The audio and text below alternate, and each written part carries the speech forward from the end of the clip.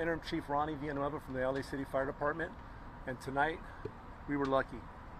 At 7:58 this evening, LAFD Resources responded to 1701 North Figueroa Avenue to a confined space. We were very lucky this time. We had over 100 resources that were here, over 100 firefighters and paramedics here to respond to this incident. Use our capabilities. We also even prepared, and hats off to the incident commanders that were on scene, that we ordered enough resources. Also, we had air resources prepared for any air ambulance rescues. It was determined that a structure failure of the tunnel lining failed approximately 5 to 6 miles in, trapping that we thought 27 individuals. 4 actually went in to rescue, to assist, so a total of 31, and a total of 31 were evaluated afterwards. And that is still continuing on as we speak.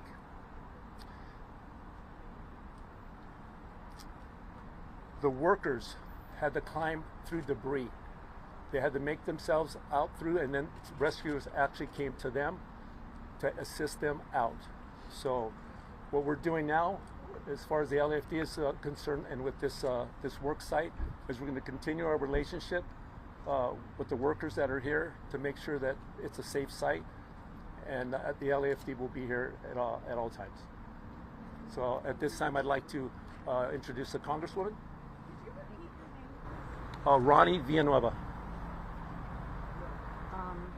Thank you. I want to start by thanking the LA Fire Department and the workers for their courageous work, the men and the women who, when the call came in, did not hesitate, came right out, did the work of making sure that we did everything they could to rescue the workers. The Clearwater project is more than a construction effort. It's a critical investment in our region's future. In 2022, the Environmental Protection Agency invested $441 million in this project to help modernize our wastewater infrastructure. And this work is going to protect public health. It's going to safeguard our environment and ensure cleaner water for generations to come. But we must never forget that these large infrastructure projects require workers that take great risk. And tonight it was great to be able to talk to a few of those workers to describe their ordeal, to describe what they went through, that are shooken up. But as was said, it was a lucky night, and it was one where they're safe, and that's what we're focused on. And I'm proud of the joint effort here with federal, local government, our mayor, our supervisor, who have been doing an incredible job in leading this city and, coming out for our workers. So let's not just be thankful tonight, but recommit ourselves to making sure that we have conditions that are safe for our workers at all times. And so with that, I'm going to turn it over to... my name is Nanette Barragan, Barragan, Congress member for this district, California's 44th district. And now I get the honor of introducing the leader of our great city, my former colleague, now the mayor of Los Angeles, Karen Bass. Thank you very much, Congresswoman, and then also I want to thank our interim fire chief.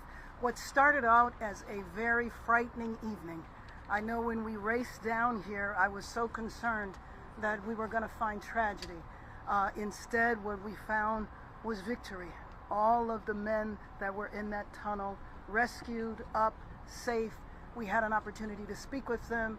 We had an opportunity to make sure that they were able to reach their family members. Their family members knew they were safe. There were many anxious family members who were here waiting to make sure that their relatives were okay. We spoke with the paramedics while the paramedics examined the men as they came up. And I just have to tell you that we're all blessed today in Los Angeles. No one injured, everyone's safe, and I am feeling very, very good that this is a great outcome in what started as a very scary evening. And so with that, I want to introduce our supervisor for the area and my former colleague, Janice Hahn. Thank you. Thank you, Mayor Bass, and it's great to be here tonight with you, Mayor, with the Congresswoman, with the council member, Tim McCosker. I feel the same way. When we first got the call, I came over here, you know, sometimes you think the worst, but we are so lucky tonight and we are so blessed tonight that all of the men came up, they came out, they're alive, and they're reasonably well. So besides being an LA County supervisor, I sit on the board of directors for the LA County Sanitation District, and this is an LA County Sanitation District project. We have been monitoring and following the Clearwater project for years before they even began digging. This project goes underground, 400 feet, and it's going to end up in San Pedro at White Point, at the end of Western Avenue. So it's going to go right by my house. And I will say, until tonight, most people in San Pedro had no idea that this tunnel was being bored beneath them, as the Congresswoman said, for a very important project. But what happened tonight highlights anytime you tunnel, whether it's a metro project or a sanitation project, the risks are there. So I feel so happy to be here tonight. We got to meet many of the men who were alive and happy, but they were all shooken up, as you said. It was quite traumatic for them to go through that. So we thank them. Many of them were good union workers, LIUNA workers, and they go to work every night at this time doing their job. But it turned out well and happy, and I'm grateful for that. We will, of course, as the sanitation district, be looking into exactly what happened, what caused this, and do everything we can to prevent anything else like this from happening, as they will continue this project until it goes to the end at White Point. With that, I'm going to introduce my good friend, City Council member who was not a colleague in Congress, Tim McCosker. Yes. Thanks very much. Tim McCosker, T-I-M-M-C-O-S-K-E-R, Councilman of the 1-5, the 15th Council District in Los Angeles. And I just want to say that I too am grateful. While we had the failure on this tunnel, the emergency response was perfect, absolutely perfect. We all got notified, as we should. We rushed to get here. When I got here, I was getting calls from LA PD about whether or not we needed to secure the perimeter. It was already secured. It was well secured. Fire began rolling in. To see urban search and rescue come in, to know that there was air support, to see paramedics from all around the region lining up to get ready. Everybody waiting to find out what they could do, and we're ready to do it. So, Chief, thank you very much. Fire Chief, thank you very much. Mayor, Supervisor, this was emergency preparedness that was prepared and was ready to go, and thank God it was not needed. These workers are highly skilled working men, in this case all men, but men and women in LIUNA are highly skilled. This is a highly technical, difficult project, and they knew exactly what to do. They knew how to secure themselves. They knew how to get to the train that brought them back. They knew all of the signals. As we spoke to them, they talked about their relief as they saw every piece of their emergency preparedness come together. So thank goodness for the good people that were down in the tunnel. Thank goodness for the folks on top who were ready to respond. We could not be more grateful. This could have come out so differently, and thank God it didn't. With that, I think we are concluded. We can open it up for questions. We're going to start with Tom and then go to Matt. Thank you, and I don't know who wants to take this, but maybe you can describe the types of work that the workers were doing down there, and then also, I know that a cause is totally unknown at this time, but if you have any sort of preliminary sense of what kind of caused this. Sure, I'm Robert Ferrante. I'm the Chief Engineer and General Manager for the Los Angeles County Sanitation Districts.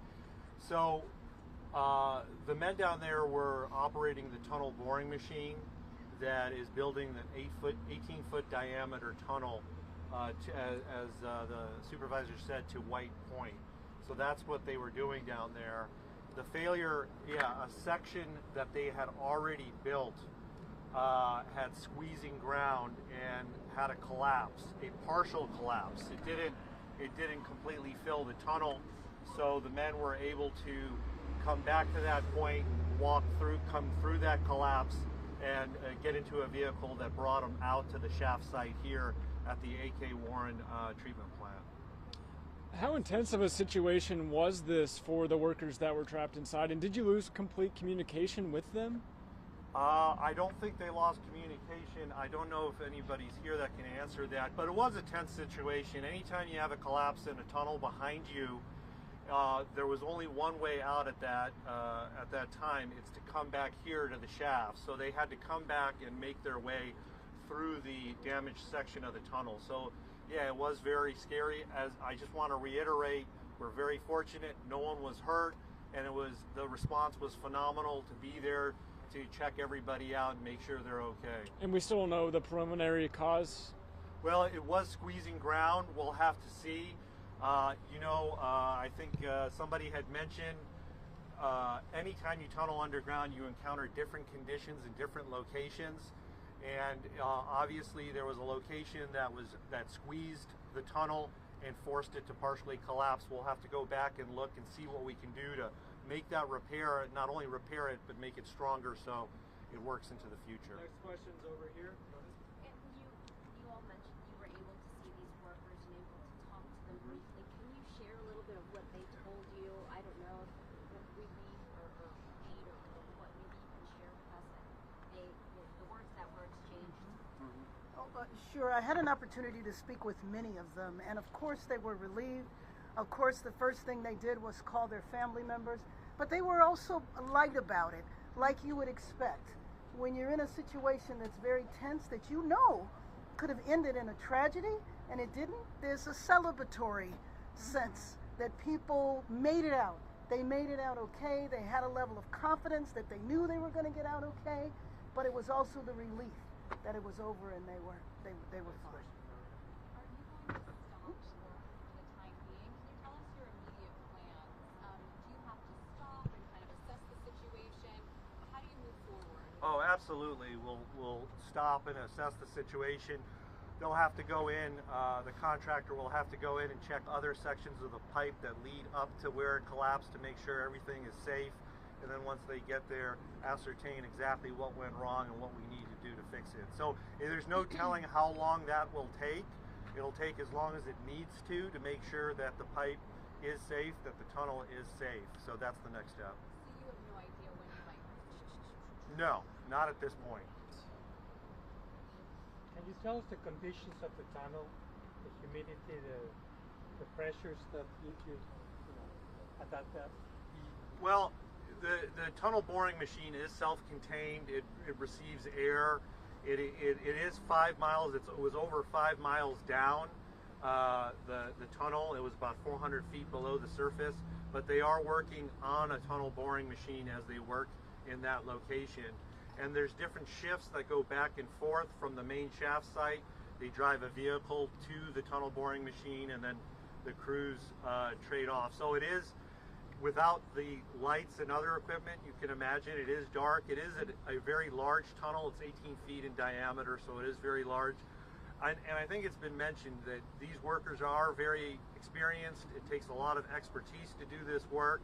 I think, as it's also been mentioned, they've been through these situations before, so they really knew what to do. And yeah, they were very professional when they came out. But we'll have to figure out exactly what went wrong to make sure that it's safe before anybody goes through that stretch again. Any other questions of the cameras? Clara? All right, thanks thank so you. much. If folks are interested in Spanish, Chief B is available for that as well.